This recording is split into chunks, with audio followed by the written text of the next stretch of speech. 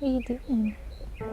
I wasn't raised in any religious environment. So we never read the Bible. I don't even think we had any in our house. And we never prayed. And I was raised just like with a liberal political mindset. I was living with a boyfriend who I'd had in college. We got an apartment together and it was not healthy at all. On the outside, it was always like, you know, I'm good. I get good grades. I always got good grades. I was definitely suicidal when I was crying in my closet, and I didn't have a lot of people to talk to.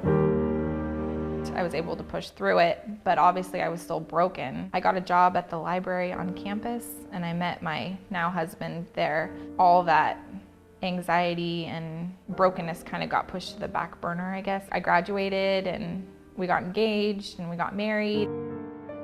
Right after we got married, I was very anti-religious. I thought it was the problem with our society, basically. I definitely called myself an agnostic or even an atheist. I mean, I knew everything. A lot of people don't read their Bibles, unfortunately, and so when people come along like me who challenge them, they don't have a lot of answers. I felt really high and mighty about that kind of stuff, where it was like, well, you obviously don't know anything. But I didn't know anything either, obviously, so. Okay, let's go outside. Taylor and I went to high school together. We reconnected on Facebook. Everybody can roll their eyes now. We had hung out a couple of times.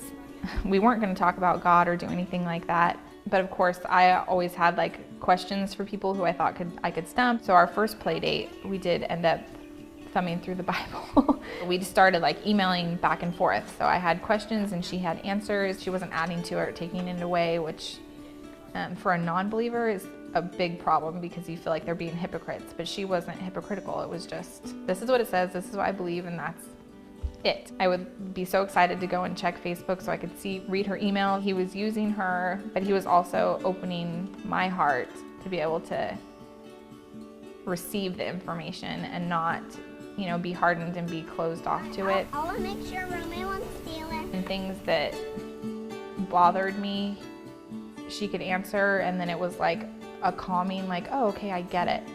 I didn't want to agree with her. I didn't want her to be right. I wanted to stump her, but I couldn't, and it was really frustrating. That's just because it was truth and I just didn't know it, but I really wanted to stump her, and a couple times I thought I had her, and it was like, dang it, how did that not work?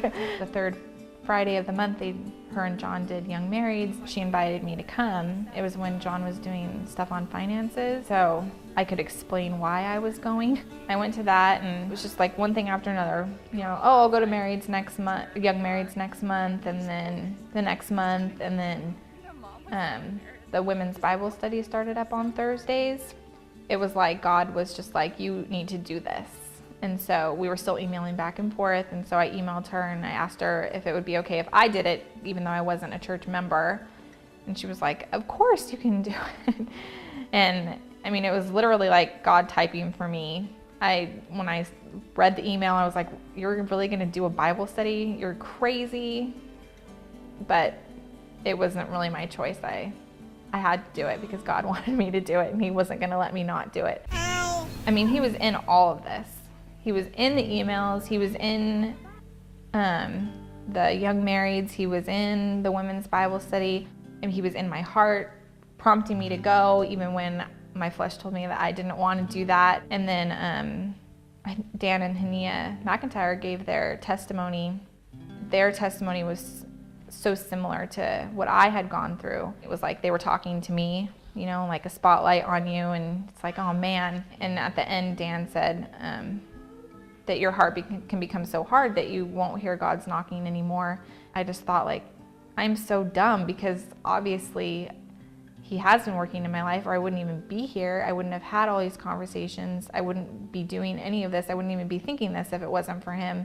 I asked Taylor to pray with me at the end of the testimony, and I accepted the Lord into my life. You'd kind of leave like dazed and confused, like kind of stumble out.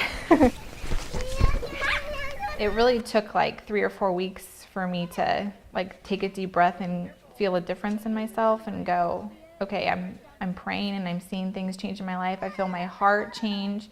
You know, I don't feel as depressed. You know, I would just get those thoughts sometimes that were coming back from college, where it was like, you know, it'd be so easier just to not be here and not do this. And but I loved my family and I didn't really want to leave them. So it was like, you know, a war inside. And as soon as I met the Lord, all of that just went away. It was like, no, you're here for a reason. Like, this is me working in you, and I'm just going to take all of this burden out of your heart and really replace it with my love.